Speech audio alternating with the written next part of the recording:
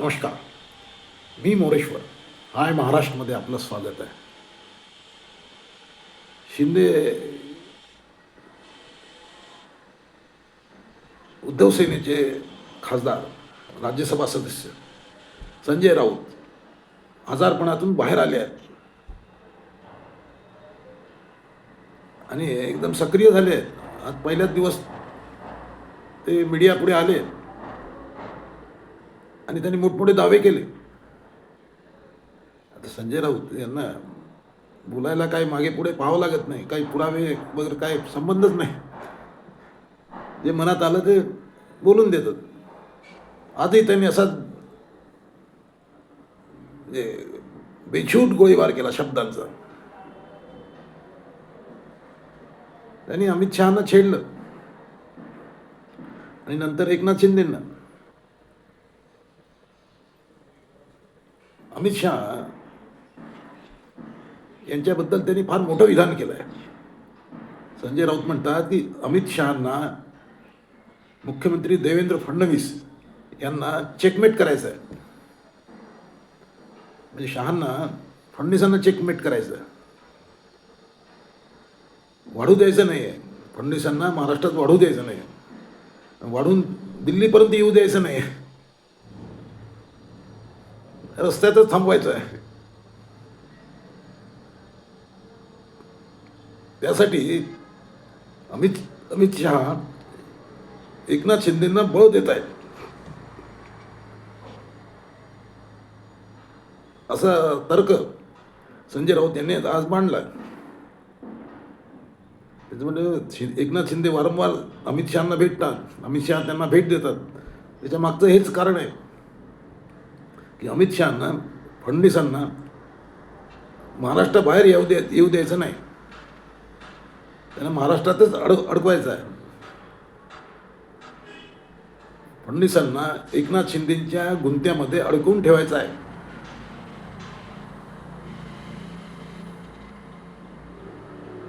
त्यासाठी ते एकनाथ शिंदेंना ताकदीचं इंजेक्शन देत आहे. शहा बळ देत आहेत शिंदेंना. त्यामागचं रहस्य हे आहे असं संजय राऊत म्हणतात. कारण त्यांना माहीत आहे की देवेंद्र फडणवीस हा लंबी रेसचा घोडा आहे. तो पुढे मागे पंतप्रधानकीच्या शर्यतीमध्ये येणार. आत्ताच फडणवीसांचं नाव घेतलं जात आहे की नरेंद्र मोदी यांचे वारसदार म्हणून. अर्थात फडणवीसांनी अनेक वेळा इन्कार केला आहे त्याचा. आपण त्या स्पर्धेत नाही असंही सांगितलं आहे. बापाशी कोणी स्पर्धा करू शकतो का असंही फडणवीस बोलले. त्यामुळे पण शेवटी राजकारणामध्ये जे दिसते तसं नसते. राजकारणात जे दिसते तुम्हाला ते तसं नसते, जे दिसत नाही तेच असते. तर नेमकं काय आहे राजकारणामध्ये? एकनाथ शिंदे आणि अमित शहा यांच्या मैत्रीमध्ये काय रहस्य दडलं आहे? संजय राऊत म्हणतात की फडणवीसांनी दिल्लीत येऊ नये म्हणून शहांकडून शिंदेंना ताकद दिली जात आहे.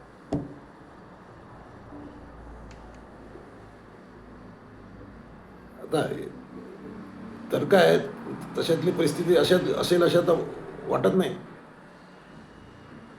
परंतु गैरसमज पसरवण्यासाठी, संशय कल्लोळ निर्माण करण्यासाठी संजय राऊत यांचा हात कोणी धरत नाही. आता तरी सुरू झाले. आज पहिला दिवस आहे त्यांचा. उद्यापासून हा भोंगा रोज वाजणार आहे.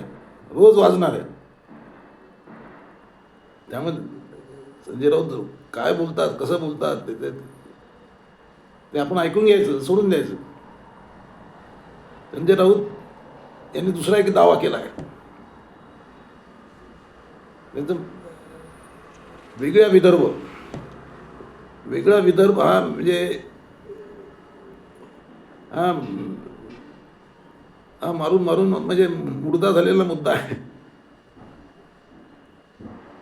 वेगळा विदर्भ व्हावा. वेगळ्या विदर्भाचं आंदोलन एकेकाळी जोरात होतं.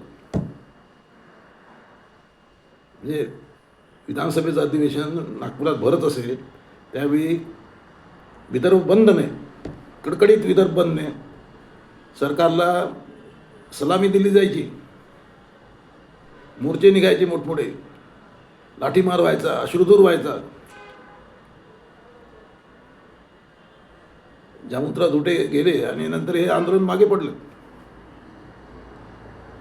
आज वेगळ्या विदर्भाच्या नावावर साधा मोर्चा सुद्धा नाही, साधं डेप्युटेशन नाही. लोकही विसरले येतात, लोकांनाही विदर्भ वगैरे वगैरे मागून मागून कंटाळा आला.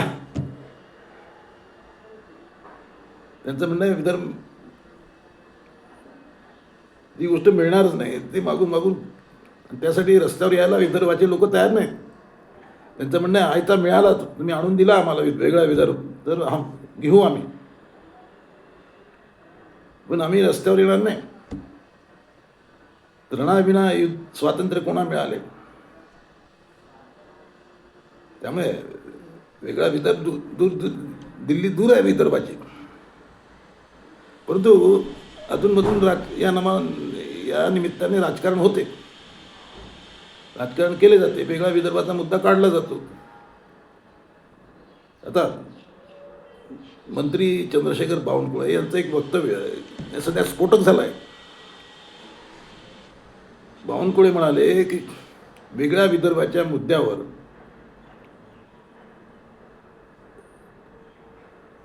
फडणवीस काम करतायत, वेगळ्या विदर्भासाठी फडणवीस काम करतायत असं बावनकुळे म्हणतायत. आता सांगा, भाजपने वेगळ्या विदर्भासाठी मोठमोठी आंदोलनं केली याआधी, जेव्हा ते विरोधी पक्षात होते, विरोधी बाकावर होते, तेव्हा भाजपने विदर्भ यात्रा काढली, दुनियाभराची नाटकं केली. परंतु आता सत्तेत येताच भाजपने पवित्रा बदलला आहे. म्हणजे खुद्द मुख्यमंत्री देवेंद्र फडणवीस हे वेगळ्या विदर्भ राज्याच्या बाजूने नाहीत. त्यांनी तसं बोलून दाखवलेलं नाही, परंतु ते म्हणजे वेगळ्या विदर्भाचा आवाजही लावायला तयार नाहीत. त्यांचं म्हणणं आहे वेगळा विदर्भ मिळाला तर जेवढं मिळेल त्याच्यापेक्षा जास्त आम्ही आणतोय, केंद्र सरकारकडून आणतोय, इकडे इतर ठिकाणून आणतोय. म्हणजे वेगळ्या विदर्भाची गरजच पडणार नाही अशा पद्धतीने महाराष्ट्रात पैसा आणायचा आहे, हे देवेंद्र फडणवीस यांचं टार्गेट आहे. त्यामुळे आता बावनकुळेंचे स्टेटमेंट जे आहे ते विचित्र आहे. ते म्हणतात फडणवीसच वेगळ्या विदर्भासाठी काम करतायत. म्हणजे काय करतायत? महाराष्ट्राचा मुख्यमंत्री असताना देवेंद्र वेगळ्या राज्यासाठी कसे काय काम करू शकतील? पण अलीकडे अशी वक्तव्य येतात, त्यातून संशय कल्लोळ वाढतो एवढंच आहे. बाकी याच्यात काही विशेष दम नाही. म्हणजे संजय राऊत तर म्हणाले की काँग्रेसने किती आपटली तरी विदर्भ राज्य होणार नाही. त्यांचं म्हणणं आहे विदर्भ आणि मुंबई महाराष्ट्रापासून तोडायचा शहांचा डाव आहे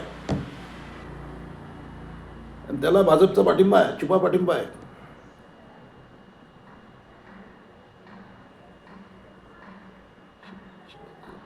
शिंदेना जी ताकद दिली जाते त्यामागचं रहस्य हेच आहे असं ते म्हणतात. ठाकरे बंधू एकत्र आल्यामुळे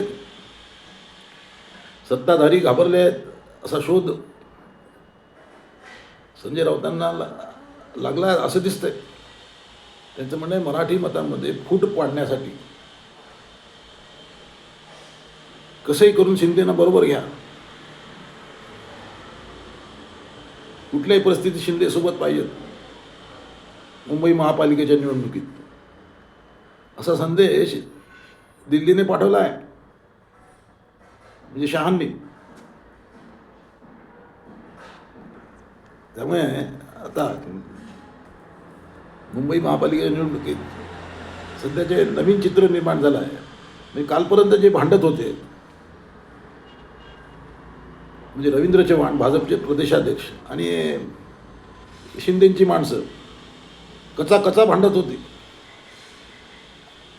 आता दोघंही एक आहे, प्रेमाने बोलतायत एकमेकाशी. निलेश राणे काय म्हणजे त्यांनी स्टिंग ऑपरेशन केलं होतं, आता ते म्हणतात रवींद्र चव्हाण माझा मोठा भाऊ आहे.